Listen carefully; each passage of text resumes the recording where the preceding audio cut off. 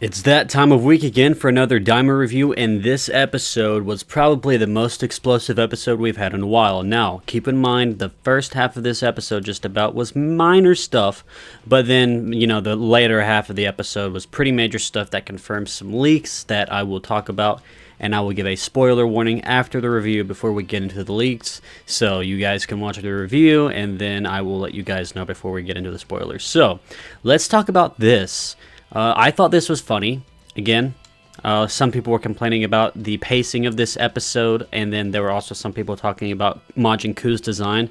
That got a lot of negative feedback. That's why I'm titling the thumbnail, "Fans Are Mad at This," because there are people genuinely mad at it, and I don't understand that. We'll get into that. But, yeah, so Goku wears the bear hat, and then he takes it off because it makes his head itch, which I thought was funny, and there were a lot of people talking about how adorable Goku looks with the hat. Keep in mind, this is still like a 40, 50-year-old guy, but he does look pretty cute with the hat on. Adorable.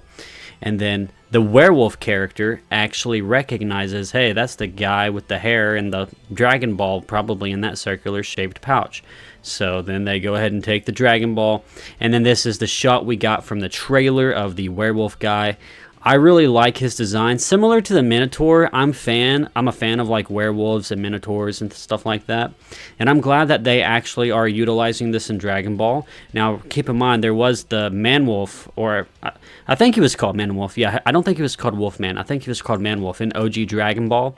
And this is basically like a demon wolf, but they call him werewolf, so that's interesting.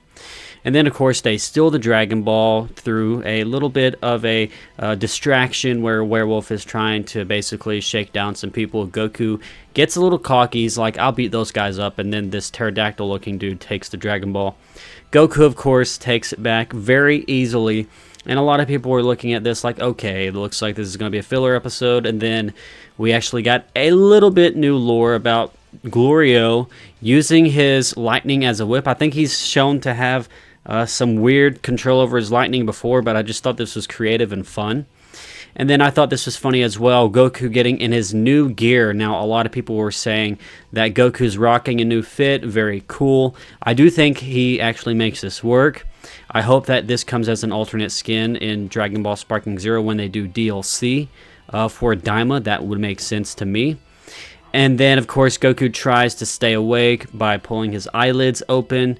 I'm like, okay, this is pretty funny. So at this point, I thought that was funny, and I'm like, okay, we're just going to get a funny episode. And then they kind of tease that they're going to get to the second demon world pretty soon, maybe within the next couple of episodes. And then, boom, we cut to Vegeta, Bulma, hibiscus, whatever you want to say. I listened to the Japanese, and they literally do say hibiscus, but he's translated as hibis, so I don't know what it'll be officially. And then Piccolo. And I thought it was really funny that they're going through the same exact thing that Goku and Kou did. And I really like this scene here. I just like the colors and the neon lights and everything of Vegeta. So at this point, we're following Vegeta and their side of the story. And I thought that was pretty fun. And then we got a massive lore dump just all over our face. That thing attached to your belt. So Hibis has what appears to be the evil demon eye, or the third evil demon eye. One sec. Okay, yeah, I was just checking the name. It is the evil third eye. So yeah, here we go. So Hibis just found it in the mountains, which is kind of funny. So it kind of makes me think they're obviously dumping this here to kind of pick up on it later on in the series, whenever characters start pointing, or whenever characters start, making some connection. So this, I'm assuming, is the evil third eye. And if you look at the ship and you look at the opening, that pupil's red. I think it makes sense. Now, what I'm wondering is, what is this connected to? Is it just an artifact that makes you powerful? Or is there somebody connected to this looking through it? Because it's looking around. It's sentient to an extent, I would assume. So I would look out for that. Maybe it's actually connected to whatever next main villain we get, if Arinsu isn't the final villain. And then, of course, we have Degisu saying, continue to gather information. Now, I made note of this because he's either talking to a guard or he's talking to somebody else that he also has spying for him. Maybe Glorio, who knows? Because whenever Goma called out for him, Degasu was a little bit alarmed. So I'm thinking, is Degasu plotting against Goma as well? Maybe not. Maybe this is just him talking to a guard and I'm being a little bit paranoid. And then I wanted to make note of this because Goma's being a little bit ridiculous. What? Why are they here? Like, Goma, you literally took Dende, and he does make note of that, but sometimes there's silly things that characters say, and I have to make note of it, and I'm like, do you hear yourself right now? Why are you asking that? You should know, you know, but again, I guess they're trying to highlight that Goma's not the brightest guy, and that's why he has to rely on Degasu and things like that. And then this is exciting. So Goma says hurry up and do something about them. So hopefully we're going to see the full extent of Degasu's abilities. Hopefully he's a lot more powerful than Supreme Kai. And then we have Goku and Vegeta finally meeting up in the Demon Realm. A lot of people were looking forward to that. And it does not look like that Vegeta is going to be joining Goku and Kou in their ship. Obviously, they don't have enough room and they don't want to dump out any other supplies. So they're going to be traveling in separate ships for the time being. So I think Goku says that he's going to go off and get the next Dragon Ball. And then Vegeta basically has to go fight Goma. So I'm assuming what's going to happen is Goku is going to get the next Dragon Ball. Vegeta is going to be on his way to fight Goma, and then they'll just meet up in the first Demon Realm, basically. And maybe instead of fighting the Goma character, or Tamagami number 1, they will end up fighting somebody else, which we'll get to in a moment. And then I thought this was funny. We should have brought Kibito since he can teleport. So again, this is just like a plot hole that they decide to bring up. And then Bulma's like, what do you mean teleport? So yeah, Kibito can teleport, Supreme Kai can teleport, but I guess that doesn't really matter at the moment, of course. And yeah, so just like a funny line. Some people are going to like pick this apart and make it a bigger deal than it needs to be. I just think it's supposed to be funny, and I do find it funny. And then we had an awesome fight scene with Vegeta, which was really well animated, very funnily enough. And we actually had these guys who, of course, stole their ship, and then they tell them it's around there somewhere close. So that's good for them. So I was actually really happy to see another really cool fight. One complaint I have, and this isn't really a major complaint, but a lot of the fights are really well animated, but I feel like they're blowing the budget on fights with like no-name minor characters. Now, the fight with Tamagami 3 was really cool. I'm not saying that you need to have a important fight in every episode, but every time there's a fight, and it is really well animated, like Goku's just basically mowing down all the demon people, Vegeta's mowing down all the demon people. They're wanting to let you know that they are definitely powerful, and I do think we're going to get some bigger and more explosive fights. Like Tamagami 3 was really good. We'll get Tamagami 2. We may get Majin Kou versus Tamagami 1. So I do think that we are in for a wild ride in terms of fights in the future. So I hope this doesn't sound like I'm just crying about it, be crying about it, but I do hope that these pick up in the sense that the villains have more to them than just standing around waiting to be beat up. But this is a horse with boxing gloves, which if you watched my last video, I'll go ahead and mention this now. I don't think this is a major spoiler since it's been revealed, but yeah, in the last video we talked about the boxing glove horse character that was leaked, and here he is. So just more credibility given to Geekdom 101, whether you like him or hate him.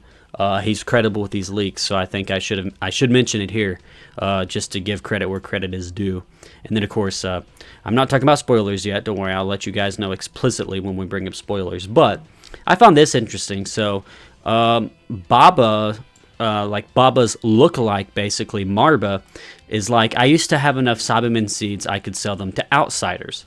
And then, of course, she's only got 2 left. Interesting. So she's picking one out, and there's 1 more left. So obviously, they'll probably make a second Majin since she has 1 seed left, or maybe she just saves that seed and she doesn't need it for anything. And maybe they like use it maybe in the future. I don't know. But I did find this interesting that they are establishing that the Cybermen are from the Demon Realm, which makes sense. They have pointy ears. Maybe she sold them to Saiyans of old. This could also lead into the theory that Saiyans are descended from the Demon Realm, but that wouldn't really make it more canon because she sells them to outsiders. So who knows on that part. And then we have, of course, these Cybermen looking, not Tamagami, the Cybermen looking Majin Kou. And of course, you know he's born partly from Boo because he's got the pink face. A lot of people were complaining about the pink face, so this is why I named it Fans Are Mad at This. And I don't do that lightly. I do that sometimes, and I think this is justified here because there are a lot of people very angry at this design. They think it's a lame design. They're actually saying rude things that I won't repeat. I don't think they're like unspeakably rude. I just don't want to share it on my channel, basically. But to the extent that this is a bad design, I don't agree. I think it is a Toriyama design, if you know what I'm saying. I'm not saying like this is a peak design. I'm not saying this is a perfect design. But this is what I expect from Toriyama. I think this makes sense. He's a smaller character. Of course, I don't think that the Majin Kou character is meant to be like a giant character like Cell or Majin Buu. Majin Kou is more like Kid Buu sized, and I do like his like simple design, his smaller frame. Also like his face. I know the pink kind of sticks out too much where most of the rest of his body is green and he's got white pants. But I think that makes sense. I think since he's descended from a Cyberman, it makes sense that he's mostly green and you give him a pink face for him to be partially Buu. I really like the design. I don't see how people have such strong negative feelings about it. I just don't feel that way. I like it. I mean, I don't know what else to say. And then, of course, Dr. Ariansu sends him to fight Tamagami 1. She says unless he's at least that strong, there's no point in making him. So, a couple ways this could go. Majin Kou could get wrecked, right? And be easily defeated by Tamagami 1, which I think is going to be the case. And then they're going to make another Majin. That's just my theory, because of the seed there. Now, let's get into the leaks / spoilers, because my theory could also not work based off some of these spoilers and leaks that we know of. So before I bring that up, let's go ahead and review the episode. I'm going to give it a 8.5 out of 10. I thought it was pretty good. No, I'd give it a 7.5. No, wait, 8. Okay, there we go. Let's just meet in the middle at an 8. I thought it was pretty good. All things considered, we got a big reveal, some cool action. You know what? No, I'll give it a 7. No, wait, a 7.5. Sorry, guys, I'm all over the place. 7.5 sounds good to me. I don't think it was bad. I think it was upwards of good, going on great. I think it was pure Dragon Ball. All right, so let's talk about these spoilers. So if you take a look here, I made this video 2 months ago. That was October 5th, based off the Geekdom 101 leaks. And as you can see here, it is Majin Kou and Majin Buu. Now, my theory was that Majin Kou could easily be defeated and then move on to Majin Buu. But there's a difference in the design, which I want to point to, and this might be a reach, but the cape. Look at that cape. And that's a high-ranking cape that characters like Deborah wear. So I would imagine that Majin Kou maybe gets a rank up. They are really impressed with him. They give him some garb like a cape or something, and he's officially a high-ranking guard or something. And then maybe they make Majin Buu as an upgrade or something to that effect. Now, I don't think Majin Buu is based off of the second Cyberman seed because he does not have any Cyberman features, as you can see here. So that's why some people may think, like, in my theory, I was kind of spoiling it, but I was not, because my theory, without these leaks in mind, is that they would use the second Cyberman seed, so theoretically he would look like a Cyberman, right? But if Majin Kou is successful, then they wouldn't need to make a second Cyberman Majin. And this one just looks like a yellow guy. He basically looks like a yellow Majin with a pink face. So that's why I would think that there has to be some sort of yellow looking enemy coming up that we don't know yet. Maybe he's created partially from a Tamagami 1 and then they mix him with a Majin Buu DNA. I'm not exactly sure. Again, I'm just ripping off the top of my head, but he does appear to be more of a purely distilled Buu. So maybe they go into the demon, not the demon realm. Maybe they go into like Earth and then just kidnap Baby Buu or something. I don't know. Like, I can speculate to the sun comes down, but I think this is basically what we're working with here. We're going to get Majin Kou. I'm hoping he sticks around for a long time because I really do like his design. He could die and then they make a second Majin with the Cyberman seed. Or they just make a second Majin with other DNA from other characters that we don't know much about yet.